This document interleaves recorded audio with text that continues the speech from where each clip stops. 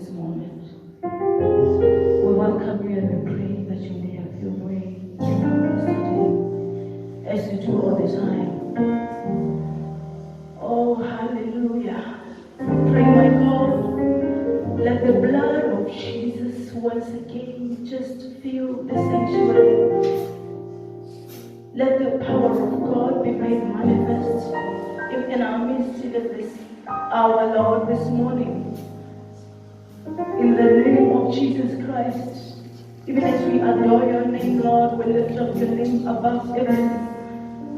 There's no name like the name of Jesus.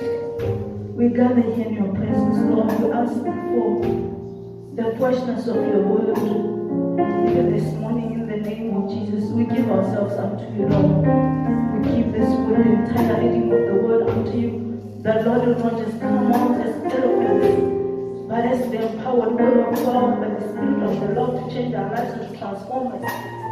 For the glory of your name, in the name of Jesus Christ, we thank you, King of Kings, in Jesus' mighty name. We give you praise, Lord. Hallelujah.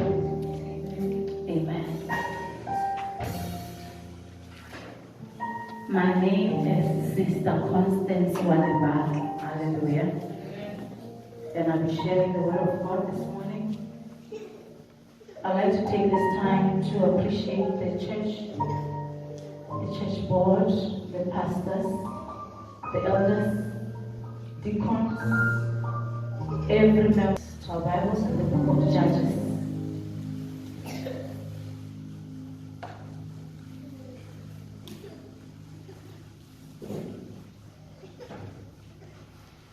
Judges chapter 2. We will read from verse 8 to verse 13. The word of the Lord says, Joshua, son of Nun, the servant of the Lord, died at the age of 110. And they buried him in the land of his inheritance, at Timnath-Heres, in the hill country of Ephraim, north of Mount Gash. After that whole generation had been gathered to their fathers, another generation grew up, who knew neither the Lord nor what he had done for Israel. Then the Israelites did evil in the eyes of the Lord and served the Baals. They forsook the Lord, the God of their fathers, who had brought them out of Egypt. They followed and worshipped various gods of the peoples around them. They provoked the Lord to anger because they forsook him and served Baal and the Ashtoreth. Hallelujah. When we look at the word of the Lord this morning, this is what the Lord had put in my heart. It's a wonderful, beautiful youth service. But this is the word that has come from the Lord for our young people and for each one of us. There rose a generation that knew not the Lord, nor what he had done for Israel. Before them was a generation of Joshua. But after Joshua died, there arose another manner of generation. The generation that knew not the Lord. The generation that served the Baals. The generation that made gods for themselves. Even though the Lord has said, do not worship any other God, but me only. The generation that forsook the Lord God, who took them out of slavery, they followed the gods of the people who were around them. I just want to read briefly what worshiping the Baals meant. The ritualistic Baal worship looked like this. Adults would gather around the altar of Baal. Infants would then be burned alive as a sacrificial offering to the dead. Infants would be burnt alive as a sacrificial offering to that God. Amid horrific screams and the stench of charred human flesh, congregants, men and women alike would engage in sexual orgies as children were being burned, screaming and dying. Human would be engaging in sexual orgies in all this. The ritual of convenience was intended to produce economic prosperity by promoting Baal to bring rain for fertility of Mother Earth.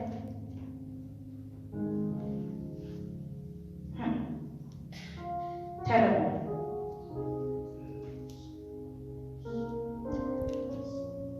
Homosexuality was an everyday thing. People chose to live this kind of lifestyle. They chose a strange God. When God was there, let me just read for you briefly what the generation of Joshua was like. The Joshua generation was a generation who honored the previous generation of Moses. The generation that honored God. The generation that took serious the statutes of God. The generation that feared God. That is the generation of Joshua. The generation of people of great faith. People that saw God act. That was the generation of Joshua.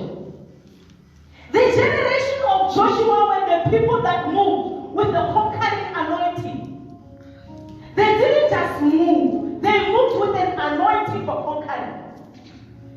The generation of the people of the book. Do not let this book depart from your mouth. Meditate on it day and night. Tell your children about it.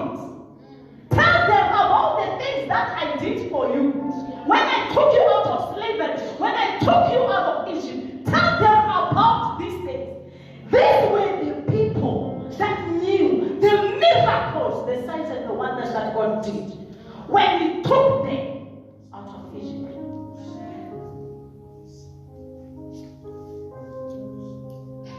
The generation of Joshua did not tolerate ungodliness in the camp. This was the generation that kept to holiness. The generation of the priest. The people of purpose. The generation of accomplishment. The generation of Joshua. But when we read the word of the Lord, we also understand. Can somebody just open the book of Psalm 24? Psalm 24. Who may stand in His holy face?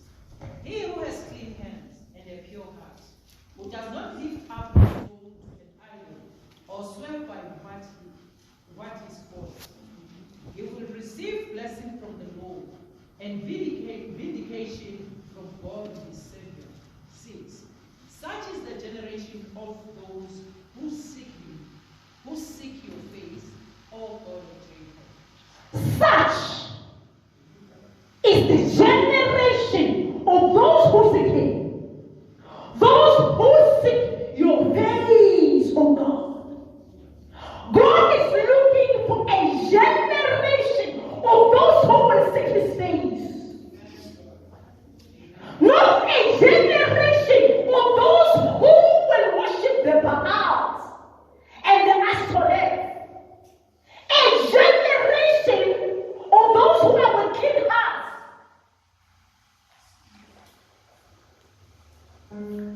Those who come with a pure heart, those who come with clean hands, they shall receive blessing from the Lord and vindication from God and Savior.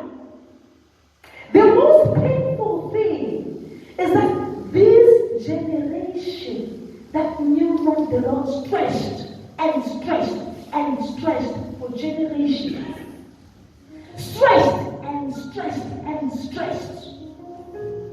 But we see the coming of the Lord Jesus Christ being the answer. When Jesus came, he showed us a perfect example.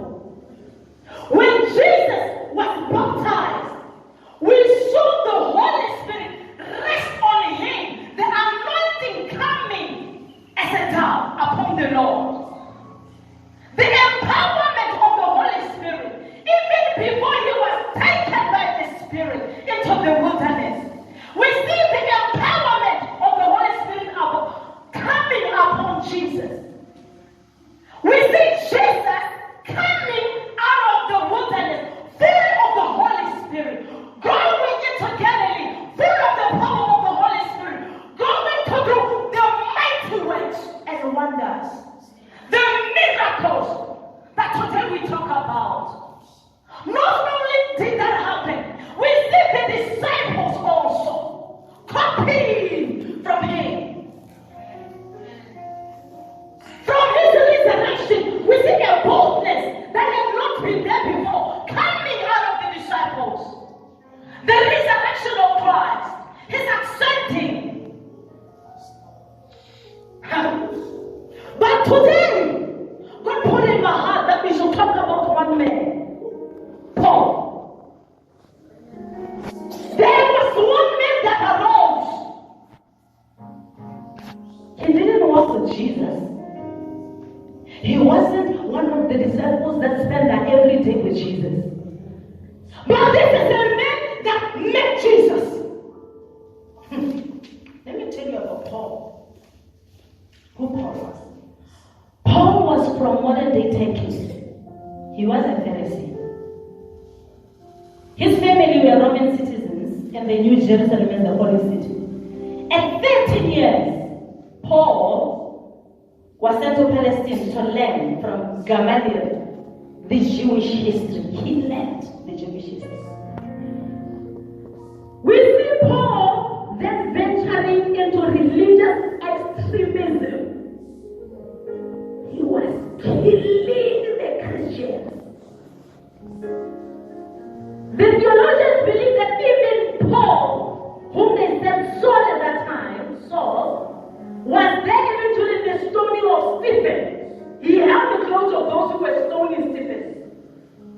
He was a religious terrorist. When you read the book of Acts chapter 8 from verse 3. Saul was harassing the body of Christ. He was harassing the believers. But we see Jesus revealing himself unto Paul as he was on his way to Damascus unto Saul. And he says, "Who are you, Lord?" The encounter that Saul had with the Lord shifted the life of Saul around. Saul was never Saul again. Saul was Paul. He didn't just become Paul. He carried the entire anointing that is needed for a man to transform a generation. The entire anointing that made a man move from nation to nation. The word of God says he went to Arabia, he went to Damascus, he went to Syria, he went to Cilicia, he went to Antioch, preaching the goodness of Christ. Without fear, boldly he declares, "I am not ashamed of the gospel of Christ, for it is the power of God unto salvation." It is very clear. The main message of Paul today that he gave to us is that anyone can be a humble, powerful witness of Jesus. Anyone can receive Jesus.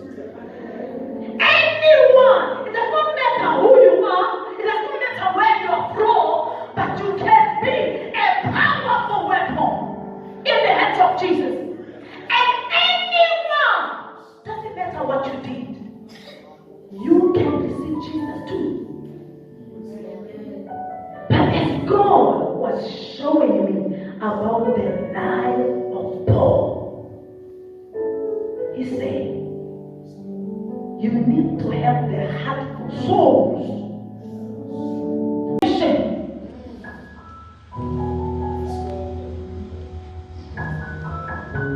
I was talking to one man at the Bible school, and he said there was a time in his life when everything was so difficult.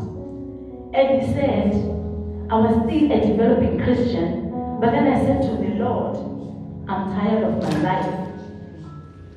I want to commit suicide.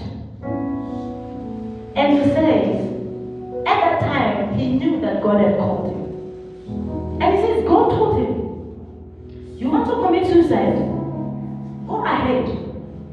Commit suicide.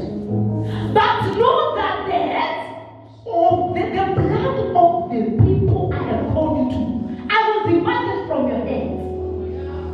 Commit suicide. I am going to demand that blood from your hands. Today we are a people that live like you don't know that we have been called for generations. I am called for my generation. I am the Paul of my generation. You are the Paul of your generation. You are the Paul of the generation that is to come after you. What are you doing about it? What are you doing about the generation that is perishing out of our ocean? Sacrificing children, homosexuality, sex everywhere in the streets, the worship of as that name there. This is been done every day. What is your purpose? What is your purpose? What is your purpose?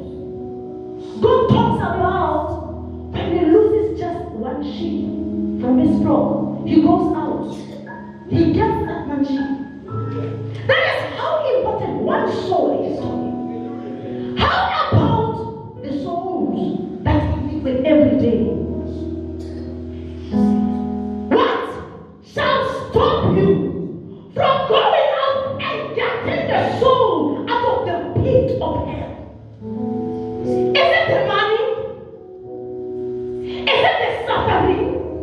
What is it that is stopping you from getting your beloved sister, relative, mother-in-law, father-in-law out of the Hades?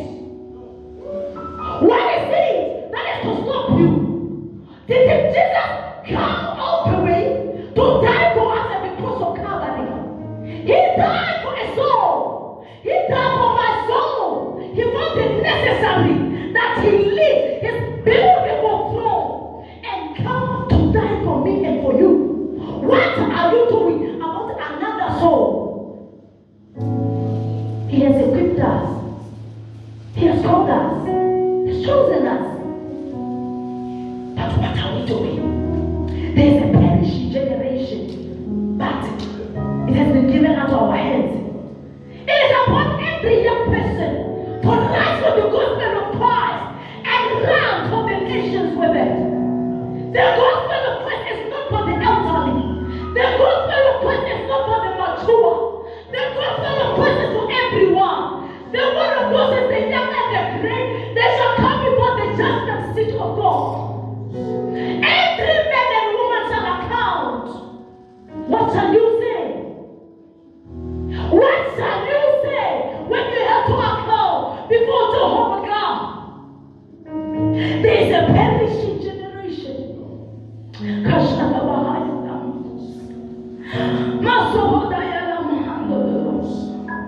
We have been given the Spirit of the Lord. The book of Acts clearly tells us when the Holy Spirit comes upon you, you shall receive power.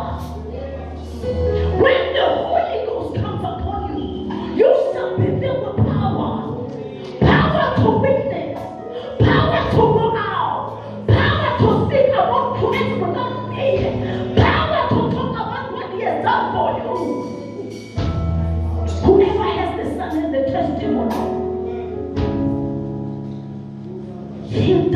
for us. But there is a perishing generation. What are you doing about it? I want us to rise up on our feet. And we are going to pray. Each one of us. There's a purpose for every one of us. Every one of us. We want to cry and say, Lord, let me not perish with the seed. Let me not die with bury your seed down. This world is an imperishable seed. It can